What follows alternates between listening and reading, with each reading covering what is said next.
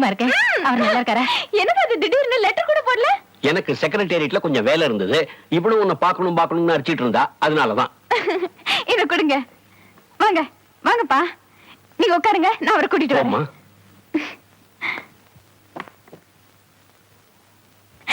கீழே யார் வந்திருக்காங்கன்னு வந்து பாருங்களேன். அப்பா அம்மா வந்திருக்காங்க. என்னால நம்பவே முடியல, இப்படி திடீர்னு. மரியாதைக்கு ஒரு தடவை வந்து வாங்கன்னு கூப்பிடுங்களேன். அதான் வந்துட்டாங்கல்ல, அப்புறம் என்ன வாங்கன்னு கூப்பிடுறது? காஃபி போட்டு கூட நான் ஆபீஸ் போகும்போது பாக்குறேன். ஆபீஸ் போறீங்களா? இன்னைக்கு ஒரு நாளைக்கு லீவ் போடுங்களேன். அப்பா கூட செக்ரட்டேரியட் போகணும்னு. எனக்கு என்ன வேற வேலை இல்ல? பொண்ணு கொடுத்துட்டோங்கிற சாக்குல மூட்டை முடிச்சோட வந்துருவாங்க. அப்புறம் செக்ரட்டேரியட் அது இதுன்னு உயிரை எடுப்பாங்க. கத்தாதீங்க, அவங்களுக்கு கேட்க போகுது. கேட்கட்டுமே, அப்பாவது ஏதாவது புரியுதான்னு பார்க்கலாம்.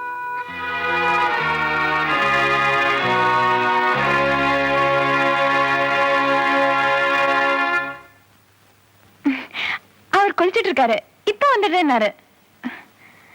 வீட்டுல எல்லாரும் எப்படி இருக்காங்க? அண்ணா அண்ணி? ராதி காலேஜ்ல அட்மிஷன் கிடைச்சிடுச்சா? மல்லிகா எப்படி பாஸ் பண்ணாலும் இல்லையா?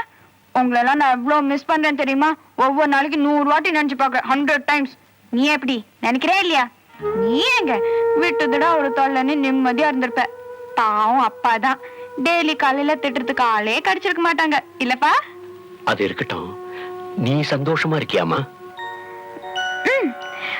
உங்களுக்கு எல்லாம் காஃபி போட்டு தட்டுமா? இருங்க. நீருடா, நான் போட்டு தரேன். இது பாரு, நீங்க இருக்கிற வரைக்கும் இந்த சமையல் ரூம் பக்கமே வரக்கூடாது. உனக்கும் புருஷனுக்கும் நான் ஃபர்ஸ்ட் கிளாஸா சமைச்சு போடுறேன். மாப்பிள்ள வரார். நல்லா இருக்கீங்களா?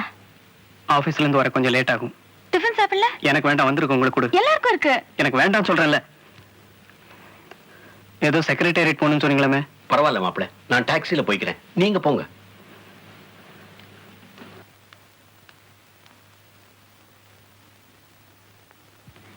அவர் காலையில எழுந்ததுல இருந்து தலைவலி, அதனாலதான் கொஞ்சம் கோவமா இருந்தாரு.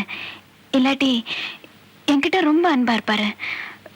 நான் எதை சொன்னாலும் செய்வார் தெரியுமா? என்ன எல்லா இடத்துக்கு கூட்டிட்டு போவாரு, எதை கேட்டாலும் வாங்கி கொடுப்பாரு, என்ன ராணி மாதிரி பாத்துக்கிறாரு. நிஜமா, நான் சொல்றது நம்பு. அப்ப ஏமா படுக்க மட்டும் தனித்தனியா இருக்கு?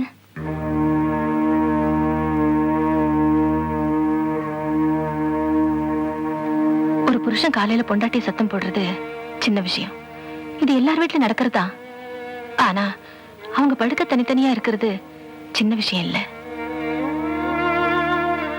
உங்களுக்குள்ள என்ன வேறுபாடு இருக்குன்னு எனக்கு தெரியல. ஆனா எதுவா இருந்தாலும் நீ கொஞ்சம் விட்டு கொடுத்து போமா.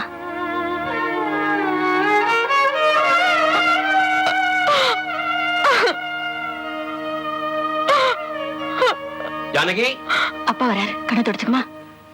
ஜானகி, போன வேலை முடிஞ்சதுங்களா? முடிஞ்சது. இந்தா. என்ன இது? இது ட்ரெயின் டிக்கெட், சாயங்காலத்துக்கே கிடைச்சது, ரிசர்வ் பண்ணிட்டு வந்துட்டேன்.